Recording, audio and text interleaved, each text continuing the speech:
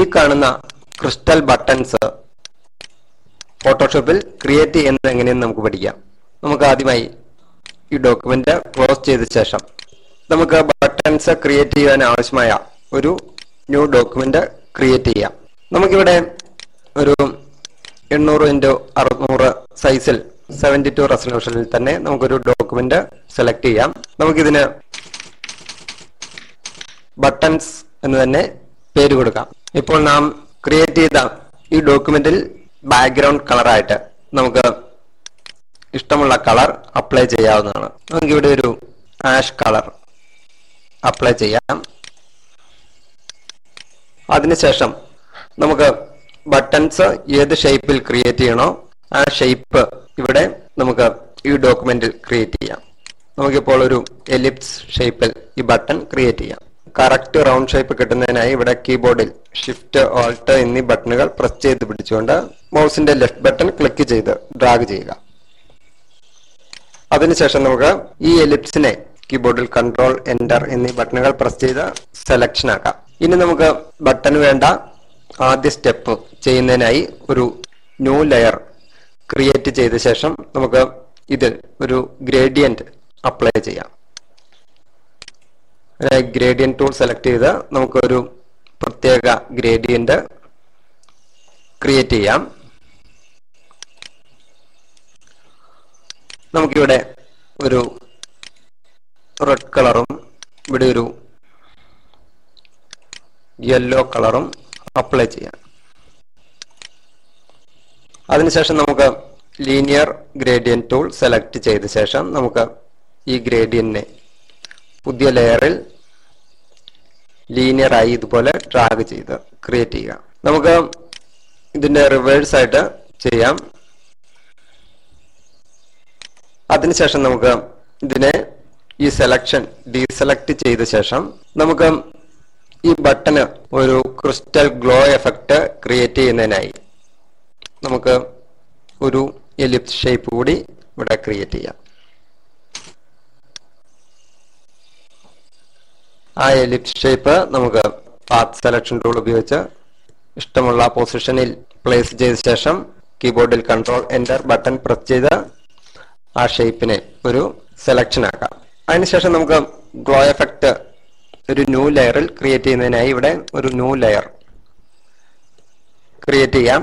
അതിനുശേഷം നമുക്ക് ഈ പുതിയ ലെയറിൽ ഒരു വൈറ്റ് കളർ അപ്ലൈ ചെയ്യാം. വൈറ്റ് കളർ അപ്ലൈ ചെയ്ത ശേഷം നമുക്ക് ഈ മാജിക് ബാൻഡ് ടൂൾ സെലക്ട് ചെയ്ത് ഈ സെലക്ഷനെ മൂവ് ചെയ്ത് താഴേക്ക് കൊണ്ടുവരിക. അതിനുശേഷം നമുക്ക് കീബോർഡിൽ കൺട്രോൾ ആൾട്ട് ഡി എന്നീ ബട്ടണുകൾ പ്രസ് ചെയ്ത് നമുക്ക് ഒരു ഫെദർ വാല്യൂ അപ്ലൈ ചെയ്യാം 25. അതിനുശേഷം നമുക്ക് നാം പുതുതായി ക്രിയേറ്റ് ചെയ്ത ലെയറിന്റെ സെലക്ഷനിലുള്ളിലുള്ള പോർഷൻ ഡിലീറ്റ് ചെയ്യാം. നമുക്ക്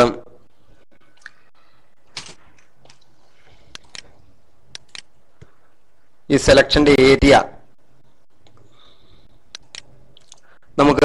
സെലക്ഷന്റെ ഏരിയ അല്പം ഇൻക്രീസ് ചെയ്യാം.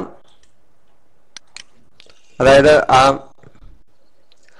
ക്രിസ്റ്റൽ ബട്ടണിൽ ലൈറ്റ് എഫക്റ്റ് ക്രിയേറ്റ് ചെയ്യുന്നതിനായി നമുക്ക് ഇഷ്ടമുള്ള ആംഗിളിൽ ഈ സെലക്ഷൻ പ്ലേസ് ചെയ്ത ശേഷം നമുക്ക് ആ സെലക്ഷനിലുള്ളിലുള്ള വൈറ്റ് പോർഷൻ ഡിലീറ്റ് ചെയ്യുക.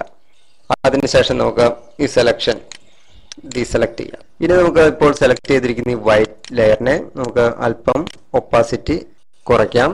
ഈ ഡോക്യുമെന്റ് നാം മിനിമൈസ് ചെയ്താൽ ബട്ടന് ഒരു 3D ക്രിസ്റ്റൽ എഫക്റ്റ് വന്നതായി കാണാം.